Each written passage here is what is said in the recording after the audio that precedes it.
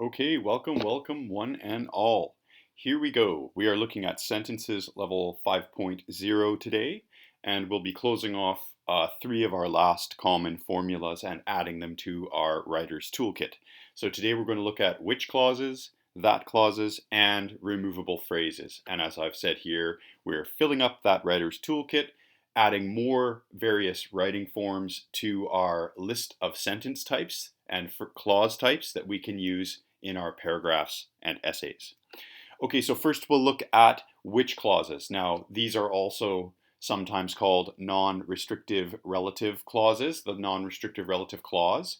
It's a which clause, so it's not the type of which makes a poison or rides a broom. This is a type of grammar structure that we can add to essentially any sentence that we're writing. Okay, let's look at the details.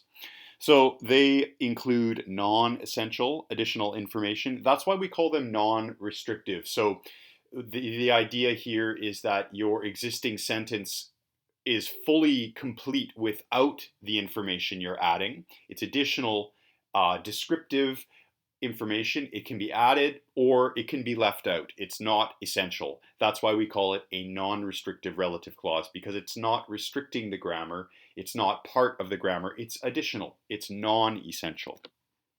Okay, so commonly and usually we will find which clauses at the end of an existing sentence, and they can be joined to any of our existing formulas. So again, you might just have a simple sentence at the front, or you might use a compound sentence and then have your which clause coming at the end. It could be an academic sentence. So it's another way for us to add one more idea to the end of one of our already learned formulas.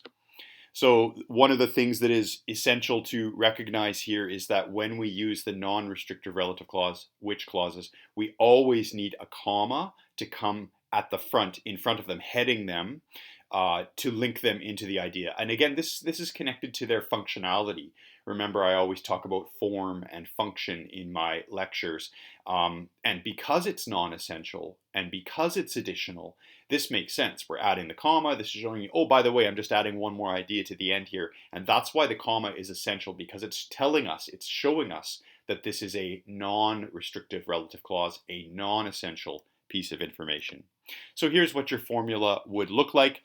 Imagining that we're using a simple sentence at the beginning, we have our main clause, which of course is going to have its subject noun and the main verb. Then we have a comma, and then we add the which clause at the end. So here's an example. The man struggled up the hill, comma, which was extremely steep, period. Now, if we look at that sentence, we could very easily remove the non-restrictive clause and put the period after hill. The man struggled up the hill, period. That's the main idea. This is the most important idea that we've conveyed with this sentence. By adding the extra information, we're explaining a little bit why he's struggling. He's struggling, it's not because he's out of shape, it's because the hill is extremely steep. And so this is the structure that we're looking at. And so if you look carefully at the internal dynamics of the which clause here, you'll notice that the word which is the relative marker at the beginning, is also acting as our subject marker, or our subject. It's playing the role of the subject in this extra clause. So which is acting as the subject, standing in place of the hill. It's telling us more about that noun at the end of clause 1 there. And then we've got the verb was, and then just a few more pieces of information that are part of the predicate, was extremely steep. Okay, so this is our first new structure, and they're useful. And if you look at any of the readings that we've already done, or any of the stories we've already looked at, you'll notice this is an extremely common structure. Okay, we're moving on to the next piece of the puzzle here. Okay, that clauses are the cousin or maybe even the sibling of which clauses, because again, they are also a restrictive, or they're also a relative clause, but in this case, they are a restrictive relative clause. So let's get into the details. So this is one of the most common ways that we add information into our sentences. We'll see these clauses popping up and cropping up in all types of different sentences, and again, they add information. In this case, however, the added information is essential to the idea and to the grammar. And that's why it's restrictive instead of non-restrictive. Because the idea is needed to complete the sentence, it restricts the sentence. It holds the sentence hostage almost, if you would, and it is totally part of completing the grammar as well.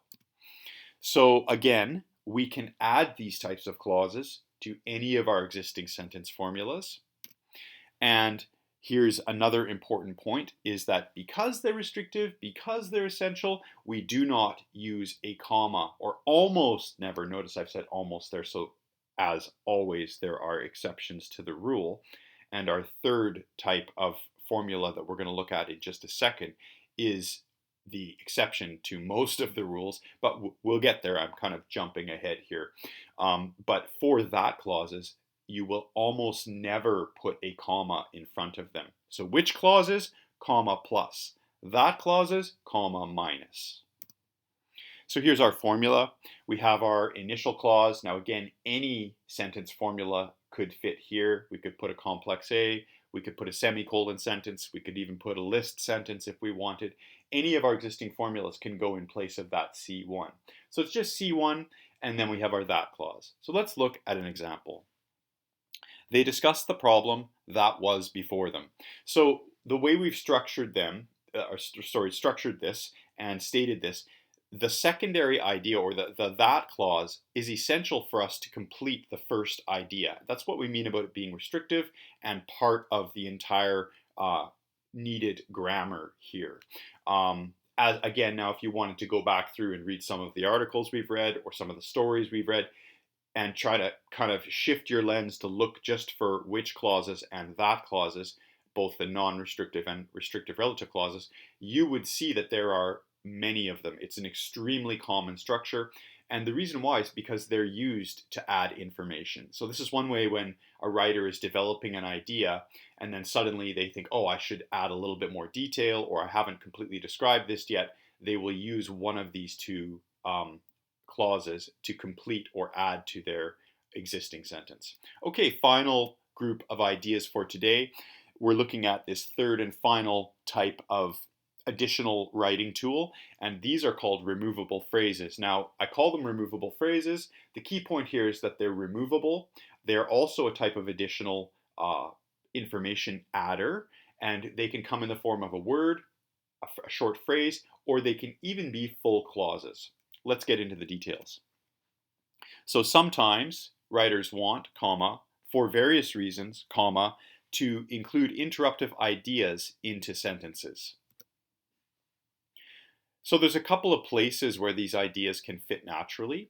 They will usually come right after the verb in C1, and you'll notice I'm highlighting, I'm kind of doing a meta thing here, so I'm including removable phrases in my sentences here, and in the first point, we've included it after the verb want. So this shows how after our verb in clause 1, I've added an additional piece of information, right? Comma, for various reasons, comma.